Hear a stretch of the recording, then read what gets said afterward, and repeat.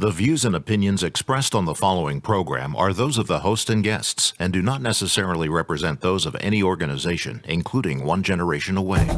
The freedom of a people to choose its leaders is the root of liberty. Keep alive this experiment in liberty. Liberty, in case you've forgotten, is the soul's right to breathe. Government should be very minimal in protecting liberty. Peace cannot be purchased at the cost of liberty. The sturdy ground of liberty. Liberty once lost is lost forever. Fight for their liberty and for our security. Guarantees individual liberty. This great republic, born alone in liberty. Liberty. Liberty. Liberty. Liberty. Liberty. Liberty. Liberty. Liberty. Just how much do you want liberty?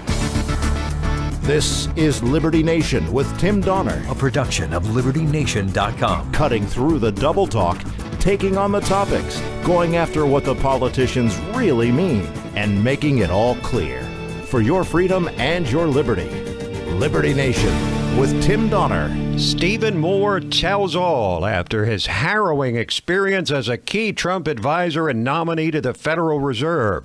And from their clown car of candidates to impending revelations about the investigation into the investigation, are Democrats headed for the backside of the desert?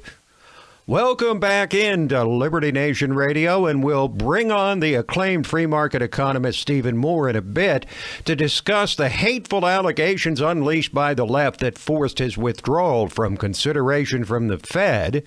And we'll get into the Democrats' ever-lengthening conga line of presidential candidates. Say what? Say what? Say what? One more time.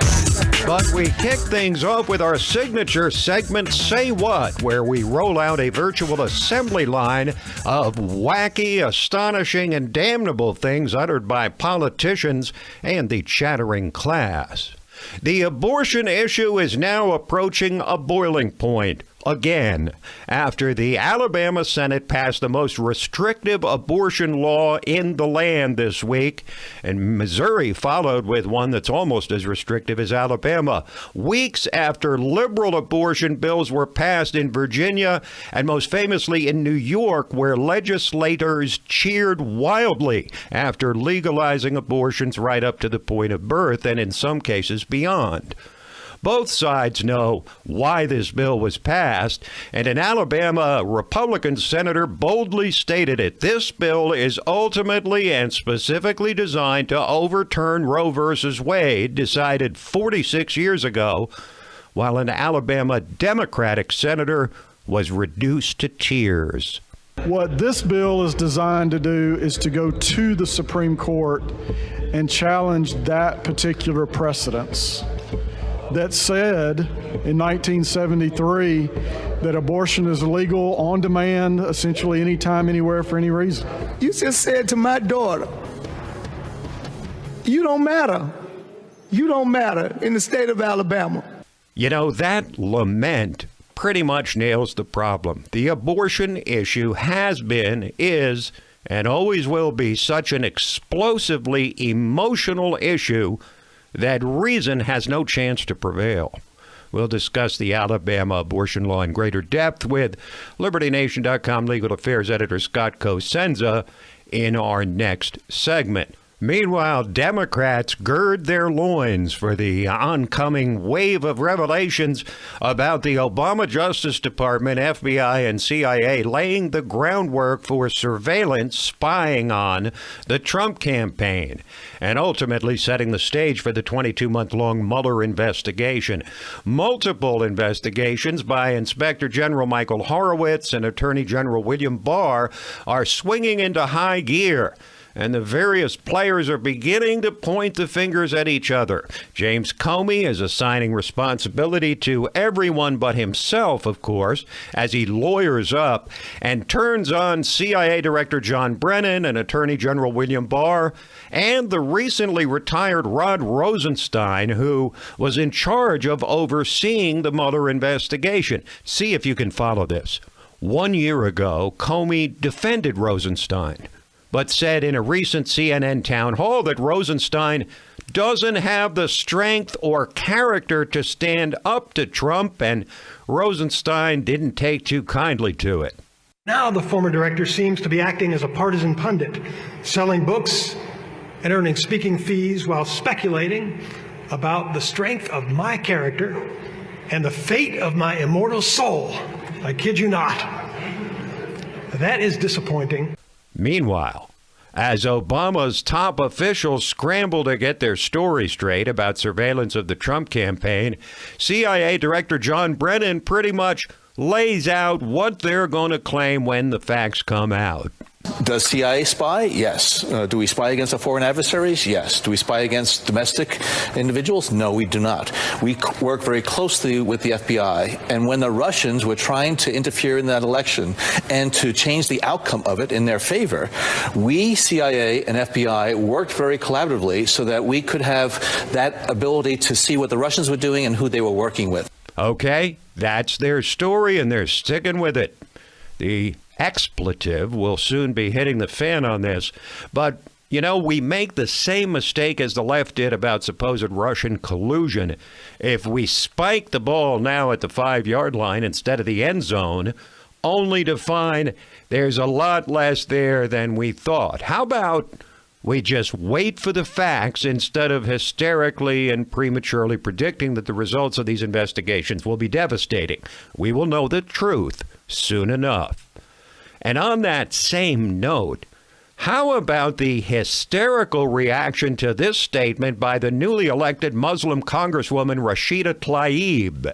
There's a kind of a calming feeling, I always tell folks, when I think of the Holocaust and the tragedy of the Holocaust, and the fact that it was my ancestors, Palestinians, who lost their land and some lost their lives, their livelihood, the human dignity, their existence in many ways have been wiped out, and some people's passport. I mean, just all of it was in the name of trying to create a safe haven for Jews.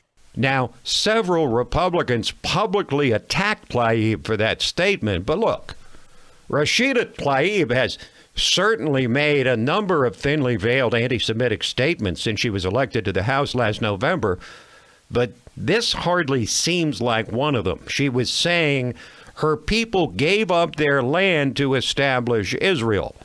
And while the Palestinians hardly did so willingly, and the motives she ascribes are not exactly historically accurate, Republican outrage seemed as over the top as many of the leftist reactions to everything Donald Trump says. And one of the longest standing enemies of Trump is New York City Mayor Bill de Blasio, who's now brought the Democratic presidential field to 24 candidates by entering the race this week, touting his anti-Trump bona fides. But as CNN commentator John Avlon pointed out, de Blasio is widely viewed as not just incompetent, but lazy.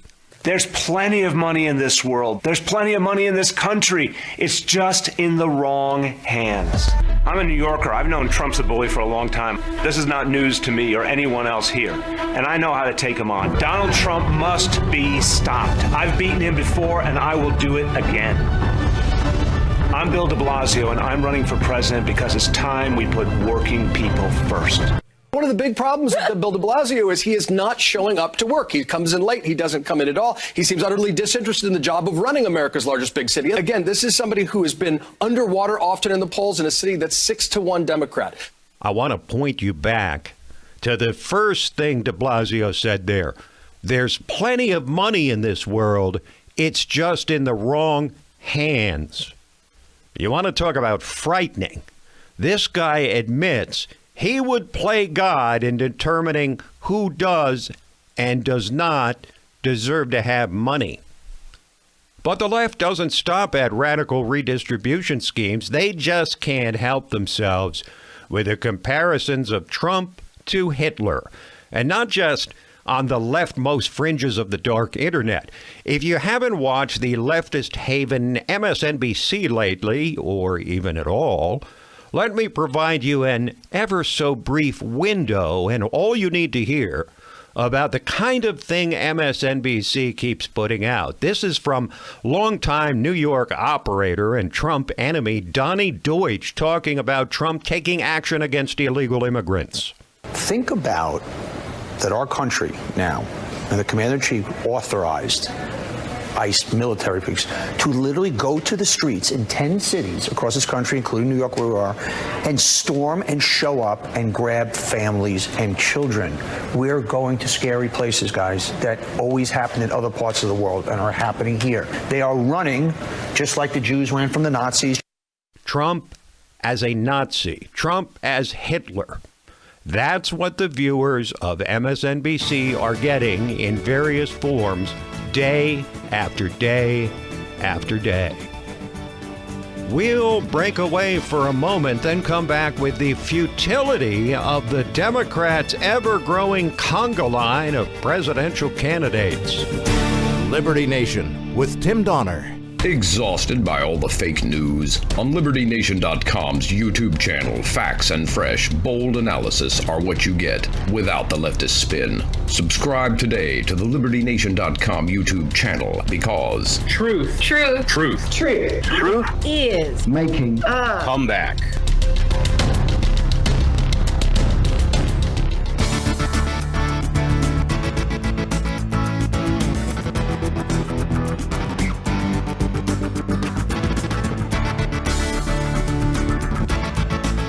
We believe that all men are entitled to blessings of liberty.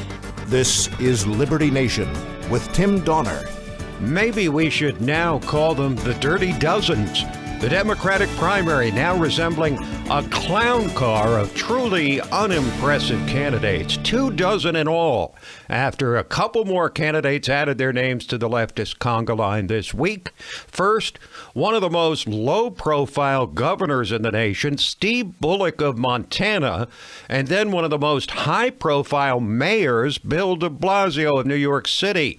And honestly, there's so much bombast emanating from these presidential wannabes, we thought it would be nice of us, you're welcome, to cull through all of it and pick out the best or worst or most revealing of the bunch.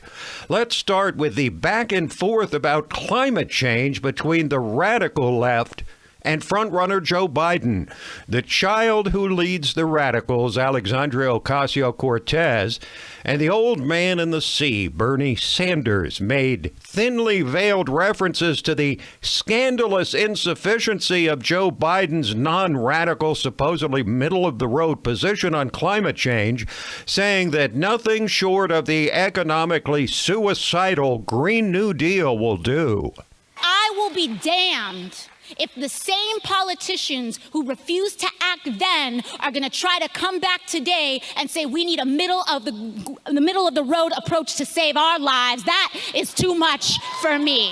When you're dealing with the future of the planet and making sure that our kids and our grandchildren have a healthy and habitable world in which to live, I don't know how you go too far.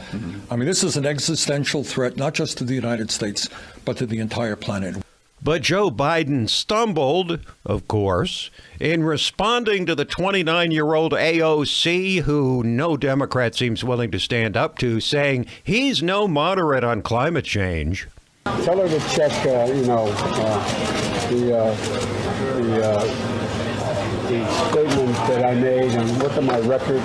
She'll find that nobody has been more consistent about taking on the environment and a green revolution than I have. You can bet your bottom dollar the attacks on Biden from the other 23 candidates over climate change are just getting started, along with his support of the 1990s crime bill, his lack of support for Anita Hill in the Clarence Thomas Supreme Court hearing almost 30 years ago, and any and everything else they can cull from his 40-year record as a permanent politician. But Biden's lead just keeps growing. He's polling in the 30s with Bernie Sanders in the teens, the only other candidate with much of a pulse these days. So why are 24 candidates running for the Democratic nomination?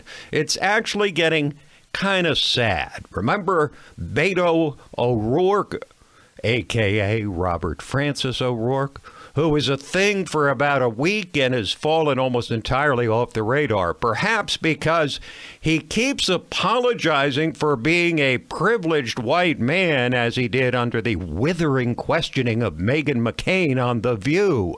You did a Vanity Fair cover to announce your campaign, and you said you were, quote, born to be in it, and you said you, quote, sometimes help raise your kids. These are things in my mind that a female candidate wouldn't be able to get away with. Do you have any regrets about launching on the cover of Vanity Fair? You're right. There are things that I have been privileged to do in my life that others cannot.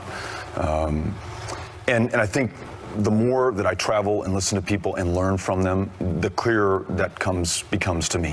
When you have 10 times the wealth in white America than you do in black America, the systematic foundational discrimination that we have in this country, in every aspect of life, is something that I have not experienced. Well, that is emblematic of how the Democrat primary seems to be one extended apology tour. A white man willing to denounce himself and apologize for his whiteness, maleness, and privilege.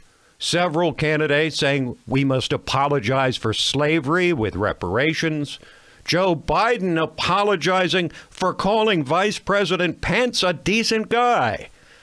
But the saddest story of all may be Pocahontas, the fake Indian, Senator Elizabeth Warren, who thought she'd curry favor with the far left by refusing to accept an invitation to go on a town hall on Fox News, but then wound up getting lambasted for it by the goddesses on that show that serves as a rite of passage for Democrats running for president, The View.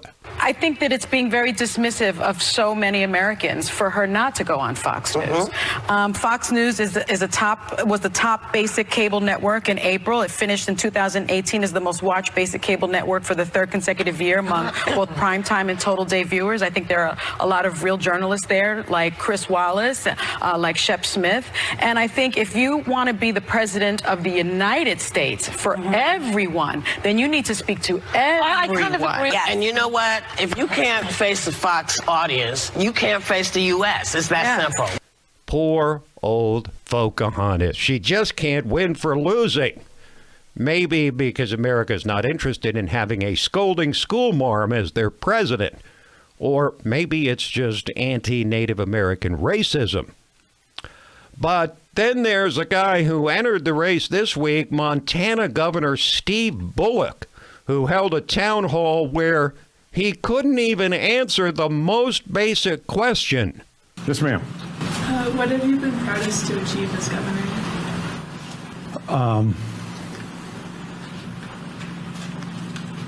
I am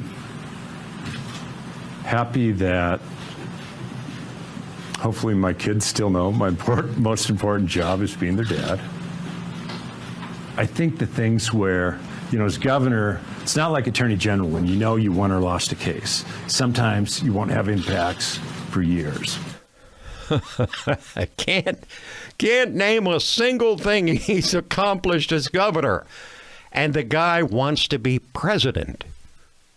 Folks, it is becoming increasingly obvious that the fact that Joe Biden continues to expand his already overwhelming lead in the Democrats' presidential primary says a whole lot more about the 23 other candidates than it does about Joe Biden. We'll break away for a moment and then come back with our exclusive interview with Stephen Moore. Liberty Nation with Tim Donner. Exhausted by all the fake news? On LibertyNation.com's YouTube channel, facts and fresh, bold analysis are what you get without the leftist spin. Subscribe today to the LibertyNation.com YouTube channel because Truth is making a comeback.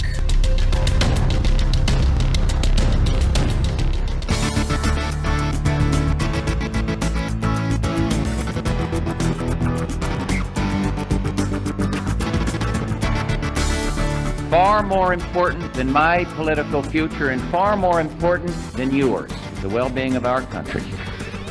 This is Liberty Nation with Tim Donner. Well, it was just recently that Stephen Moore, free market economist extraordinaire, founder of the acclaimed Club for Growth, and a key economic advisor to President Trump since the 2016 campaign, was asked by the president to serve on the Federal Reserve Board, the central bank which sets interest rates and determines the nation's monetary policy. But in yet another example of the toxic political atmosphere pervading the nation these days, he soon pulled out, writing a letter to the president saying, quote, "The unrelenting attacks on my character have become untenable for me and my family." It is an honor to welcome back my friend Stephen Moore to Liberty Nation Radio. Steve, thanks for joining us. Thank you. You do a great job every Sunday. I so appreciate that. Now, I want to focus on matters of substance, but let's start with this whole ugly episode involving your nomination to the Fed. We know you were attacked for writing things considered sexist that you said were just spoofs, but give us a fuller sense of the nature of these attacks on your character. Well, Tim, let me start by saying, it was a great honor when the president offered me, to nominate me for the Federal Reserve Board.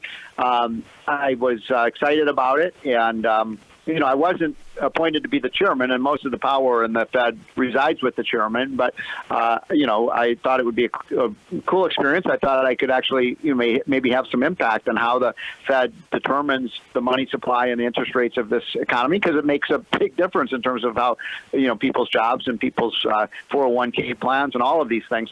And so, I was a little naive because I really didn't think, the people would pay a lot of attention to this. I mean, can you name more than one Federal Reserve Board member? I bet most people listening to the show can't. No, probably I can't mention more than one or two. So I thought it might be a little story in the Wall Street Journal today, and then maybe during the confirmation hearing in front of the Senate in a few months.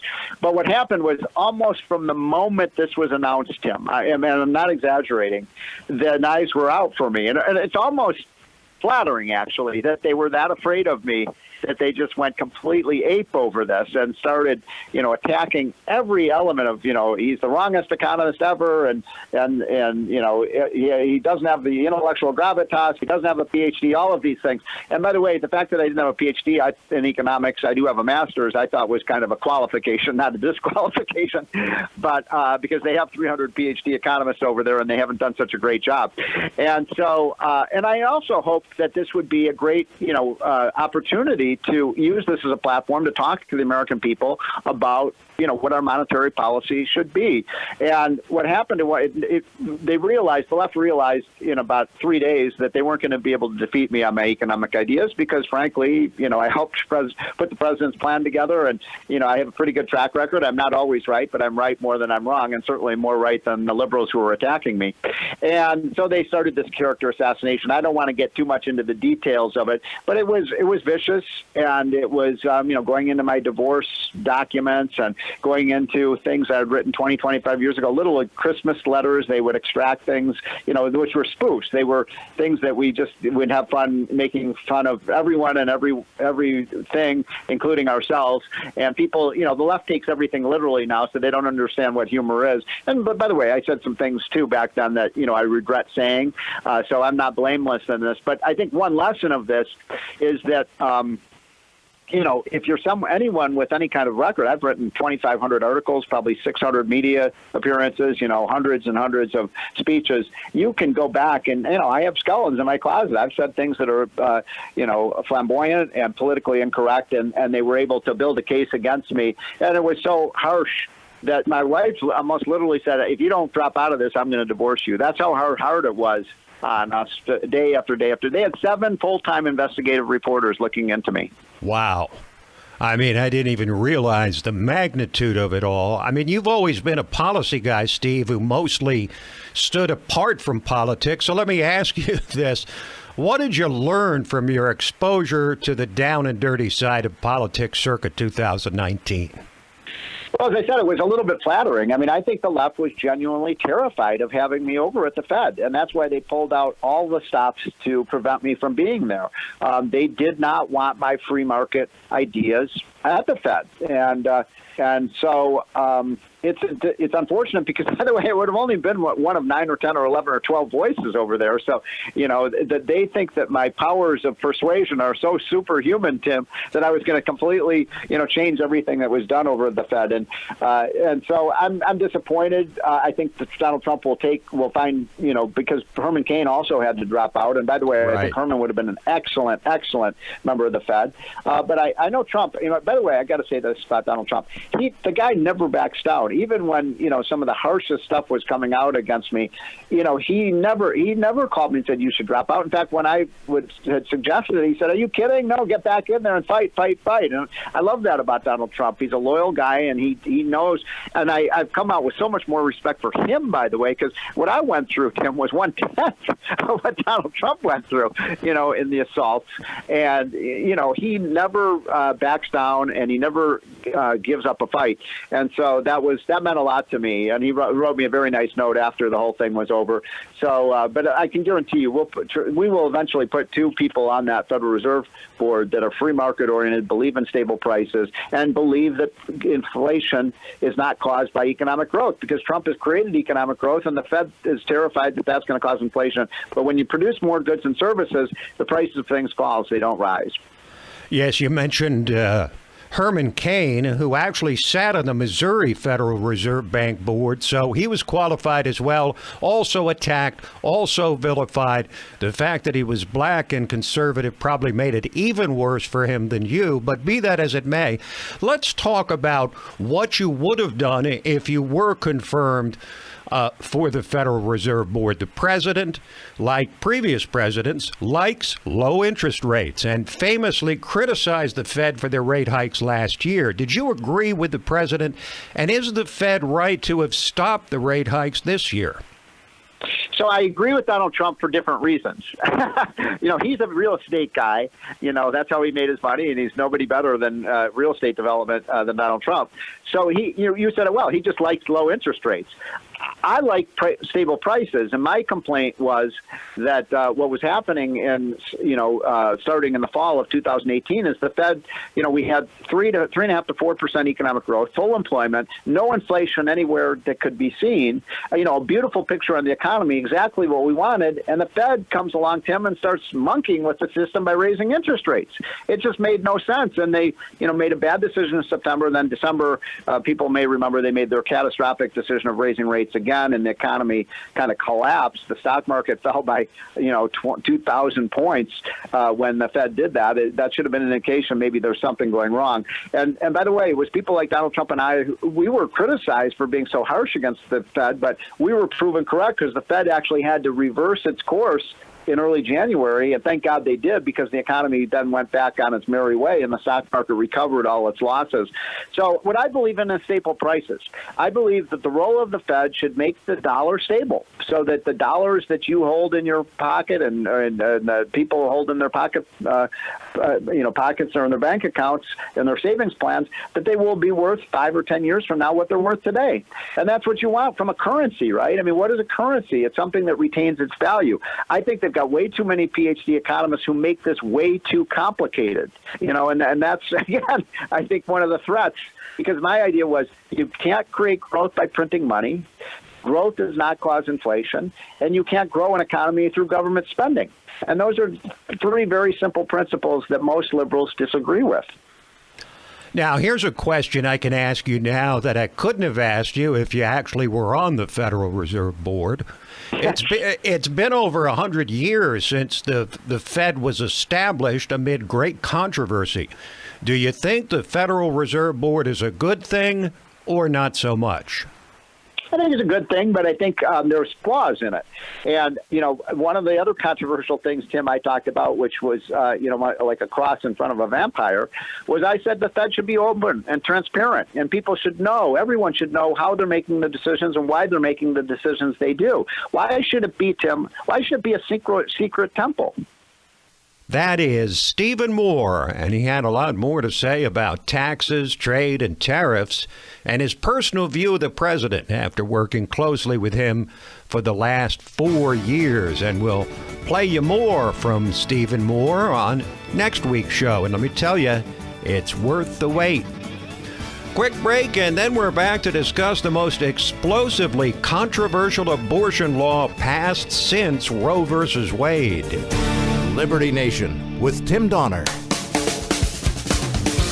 And we welcome you now to the portion of Liberty Nation Radio, which we entitle Talkin' Liberty, as we are joined again by our regular contributor, constitutional lawyer and LibertyNation.com legal affairs editor, Scott Cosenza. Hello, Scott. Hello, Tim.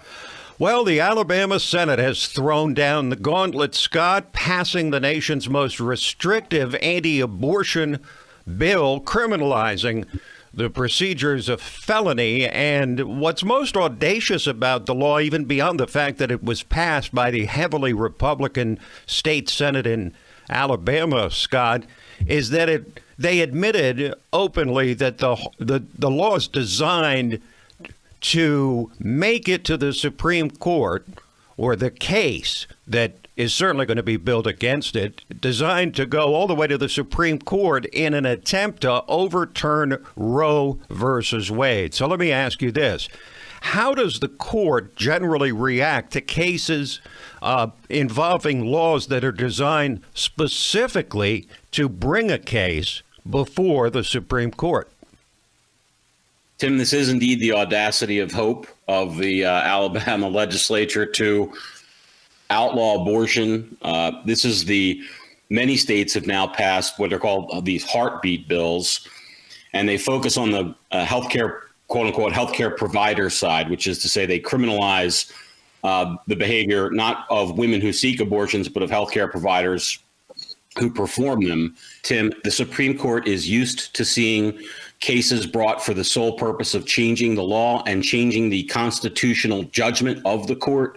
That's how many major issues of our day are decided, by engineered cases brought for not the purpose of necessarily litigating the party's interests, but on moving the law. For instance, the Heller case was brought by a group of gun control opponents, chiefly Bob Levy, then of the Cato Institute, and they engineered a case to go to the Supreme Court because they thought that the court was ripe for making this type of change. And that is exactly what's motivating the proponents behind this Alabama bill, Tim, and also the other quote unquote heartbeat bills that are being passed and considered in other legislatures in conservative states around the country.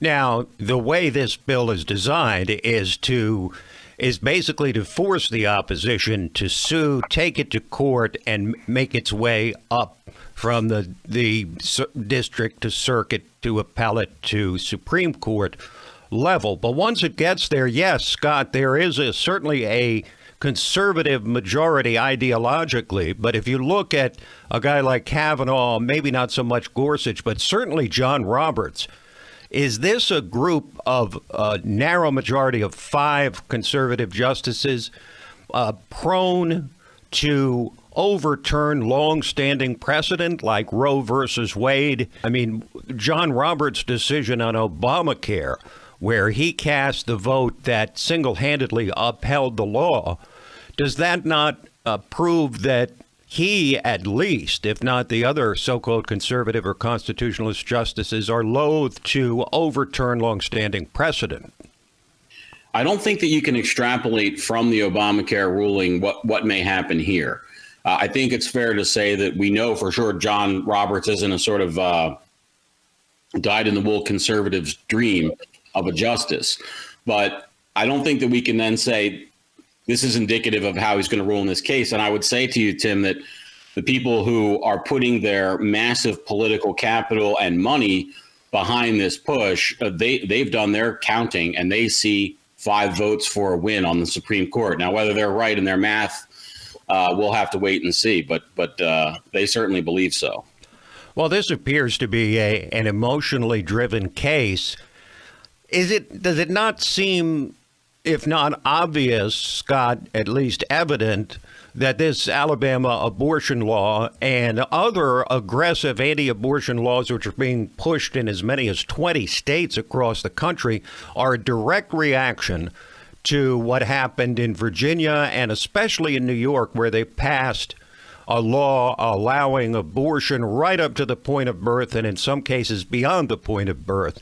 Is this an emotional reaction to the outrage caused by the Virginia and New York laws?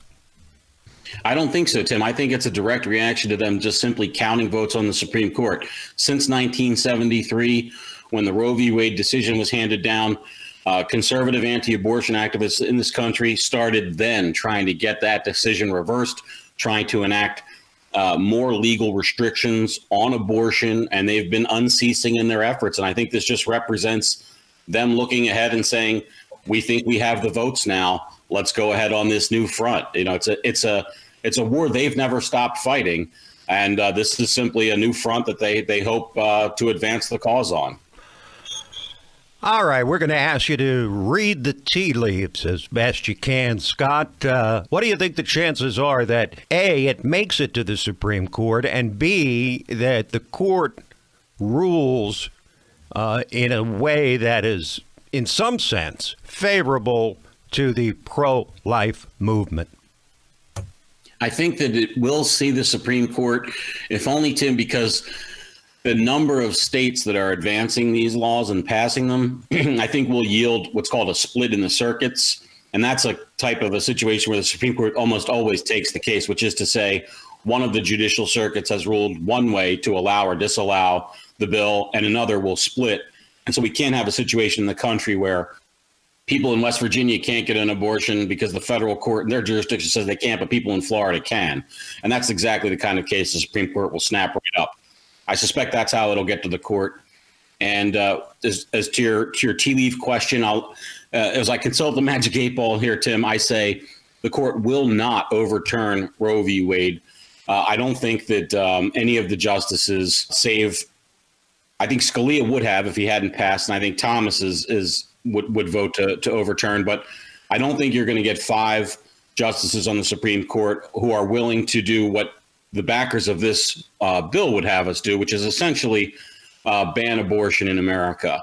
Okay, let's move on to a different topic here, which is the legalization of mushrooms, psilocybin mushrooms in the city of Denver. Now, Colorado, of course, Scott famously was the first in the country to legalize marijuana for recreational use and sale. What is the significance of them now going beyond marijuana to mushrooms in terms of legalization? Is this likely to set a trend? Tim, I think it's fascinating. This to me is a huge story because it's the first non-marijuana legalization or decriminalization that we've seen. And just to be clear, the state law controls what's criminal in Denver or not. So it's still a crime. But Denver has said the police department cannot use and the prosecutor's office cannot use any taxpayer resources to prosecute it. So effectively, they've totally defanged the law within Denver. Meanwhile, Scott, ride-sharing has become all the rage across the country. Alternatives to taxis and buses and public transportation. However, the National Labor Relations Board ruled this week that Uber drivers cannot unionize. Why? Okay, I think this is a great ruling, and that one way to say it is that they cannot unionize. Another way to say it is that they can't be forced to be a member of a union, because that's what the unions want. They want to come in there and they get a few cooperative drivers who say they want to unionize. And they've argued that Uber should have to basically pay them like employees. And of course, that would destroy Uber. Their business model doesn't allow for them to sort of pay people an hourly wage. And the people who drive for Uber accept those terms. And in fact, many of them like it, Tim, because it allows them flexible schedules and so forth, the sort of new gig economy that we're headed into. And I think of it as not as a restriction on them unionizing, but a restriction on the unions against what they can do for the people. Okay. Thank you, Scott. Thank you, Tim.